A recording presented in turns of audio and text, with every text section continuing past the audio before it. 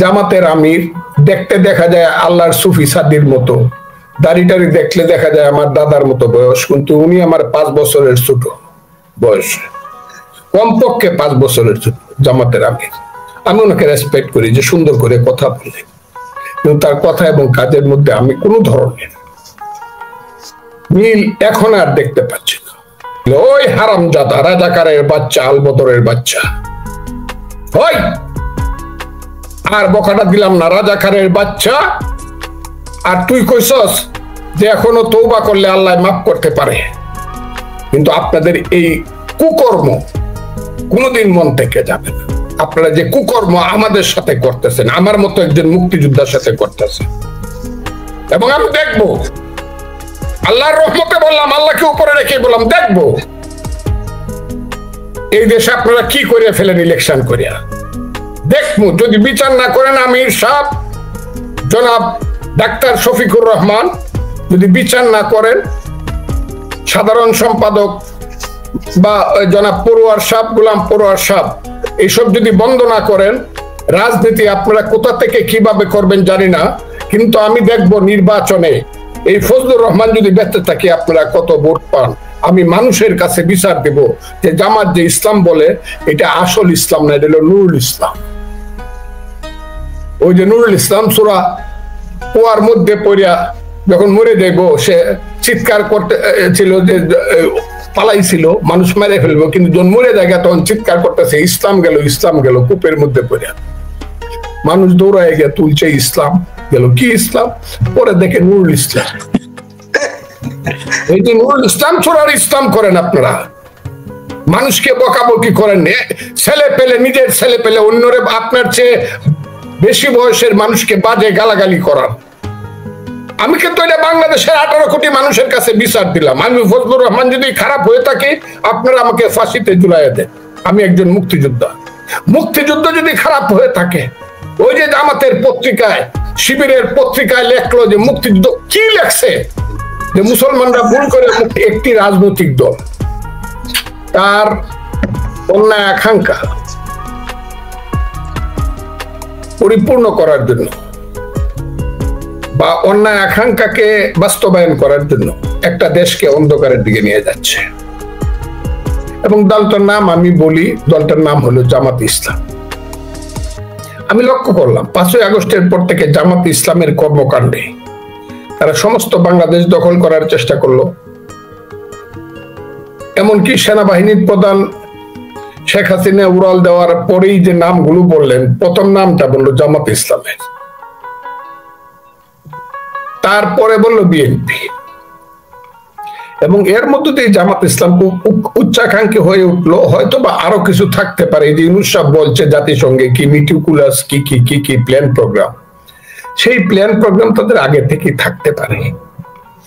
কিন্তু জামাত ইসলাম একটা বাংলাদেশের মতো একটা দেশের রাষ্ট্র ক্ষমতায় যাবে, যাক, যদি তারা ভোটে পারে যাক, কিন্তু তারাও জানে ভোটে তারা পারবে না।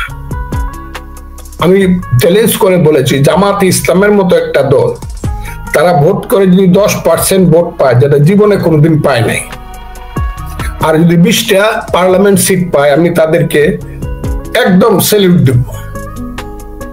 কিন্তু তারা আশা করতেছে যে তারা 200 সিট পাবে এবং বাংলাদেশের সমস্ত সংবিধান পরিবর্তন করবে।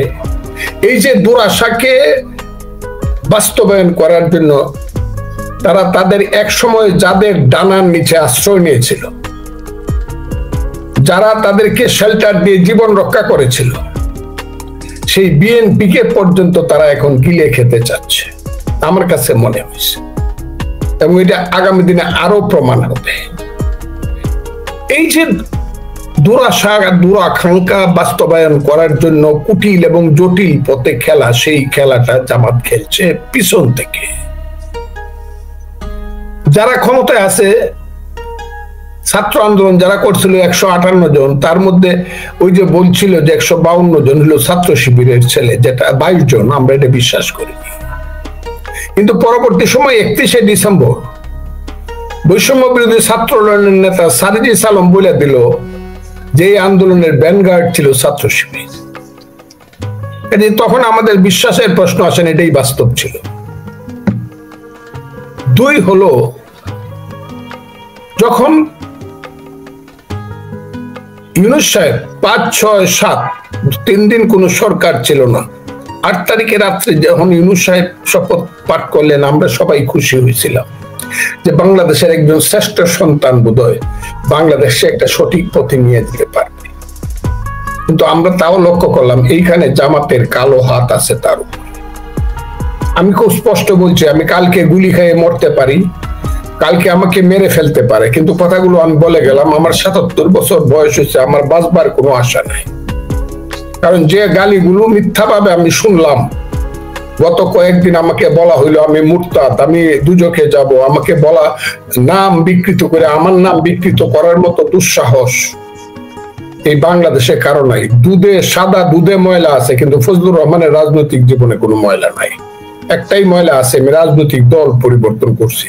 এইটা মহাত্মা গান্ধীর থেকে, সুভাষ বসুর থেকে দৈরা ছেড়ে বাংলা একে ফজলুল হক, সোহরাওয়ার্দী, বঙ্গবন্ধু, শেখ মুজিবুর রহমান, মৌলানা ভাসানী এই ভারতবর্ষের সবাই করছে।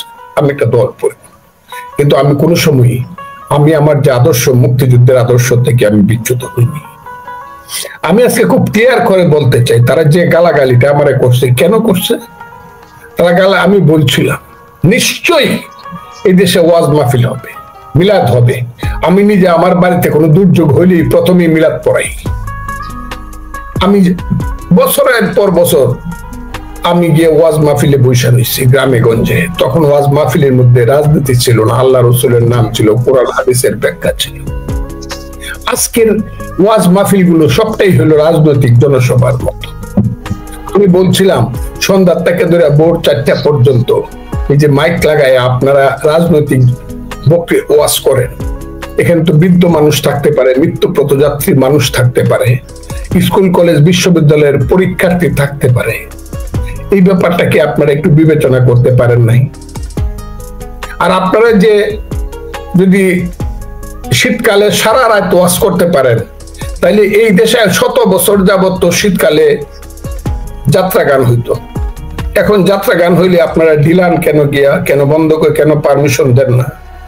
নাটক হবে, গান হবে, লালনের গান হবে, বাউল গান হবে, শাহ আব্দুল করিমের গান হবে, হাসন রাজার গান হবে, রাধা রমনের গান হবে, বাওয়াইয়া হবে, আব্বাস উদ্দিনের বাওয়াইয়া হবে, সেগুলা হইতে দেন না কেন?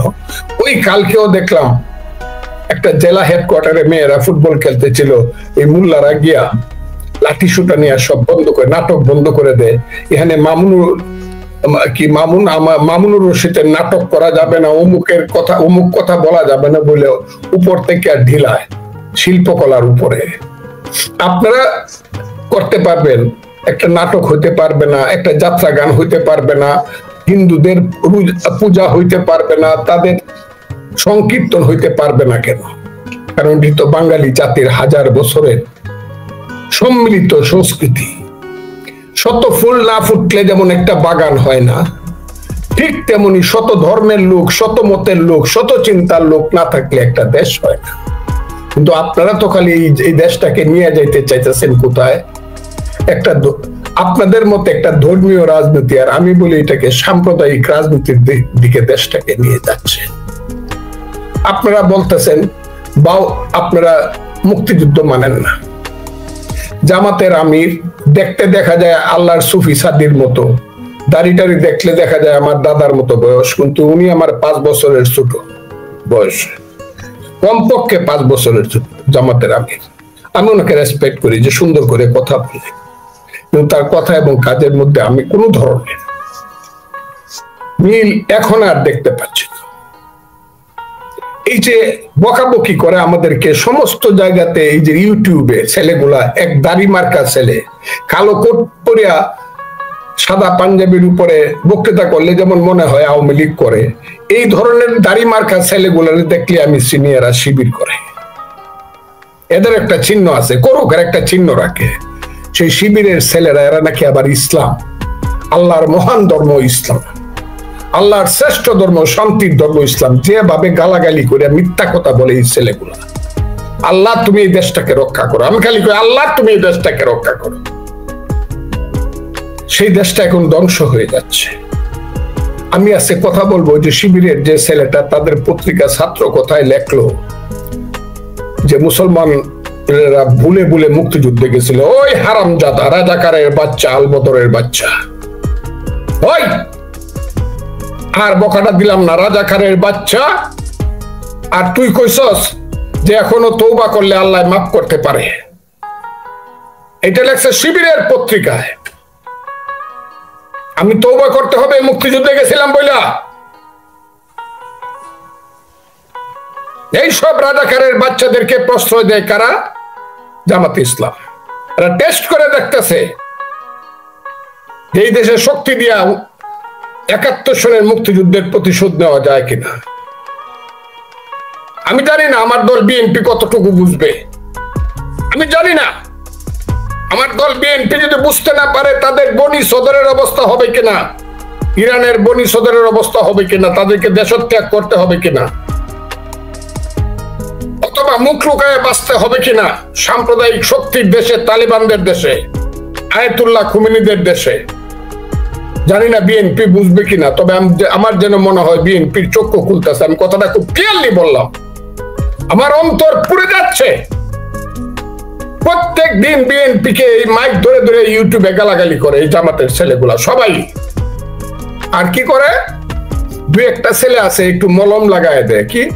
তারেক রহমান সাহেব খুব ভালো, তারেক রহমান সাহেব বিএনপি কে সামলাইতে পারতেছে না। আর বিএনপি সব খারাপ। মির্জা ফখরুল ইসলাম আলমগীর খারাপ, মেজর হাফিজ বীর বিক্রম খারাপ, বিএনপির সমস্ত মুক্তিযোদ্ধারা খারাপ, রিজভী খারাপ, দুদু খারাপ, সব মুক্তিযুদ্ধের পক্ষের জয়নাল আবদিন খারাপ, মির্জা আব্বাস খারাপ, ফজলুর রহমান তো দুজকেই চলে যাবে। শুধু ভালো হইল কে? ভালো হইল তারেক রহমান। উনি সবকে সামলাইতে পারতেছেন। মুনাফেকের বাচ্চারা, তারা হইলো মুনাফেকের বাচ্চা। এত যদি বাপের বেটা হও, এখন তো সেক্রেটারিয়েট দখল করে রাখছো তোমরা। আমি আজকে বলবো, আমি সব খবর নিছি, আজকে আগেই নিছি। সেক্রেটারিয়েটের প্রত্যেকটা উপদেষ্টার অফিসে, সেক্রেটারির অফিসে, এডিশনাল সেক্রেটারির অফিসে তারাই আমাদেরকে বলে ঘেরাও করে বসে আছে শিবিরের ছেলেরা অথবা জামাতের যুবক ছেলেরা। সব কাজ তারা করে, উপদেষ্টাদেরকে দিয়ে শুধু দস্তখত দেওয়া হয়। বড় অ্যালার্মিং বাংলাদেশের জন্য।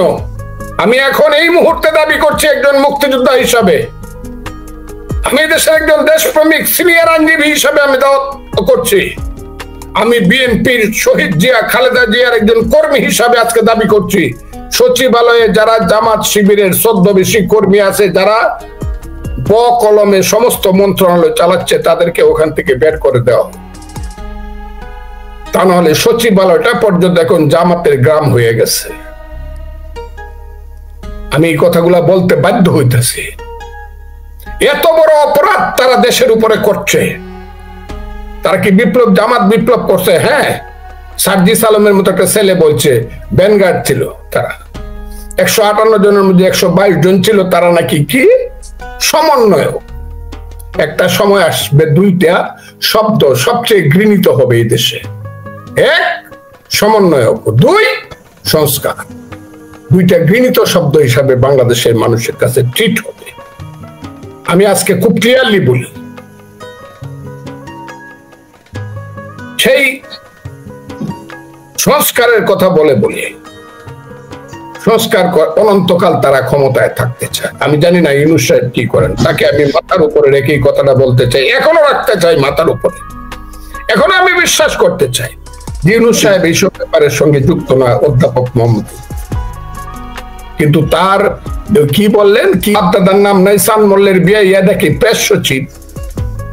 ওই যদি রাজনীতি করতে হয় চাকরি ছাড়ে দিয়ে রাজনীতি করেন বাপের বেটা হইলে।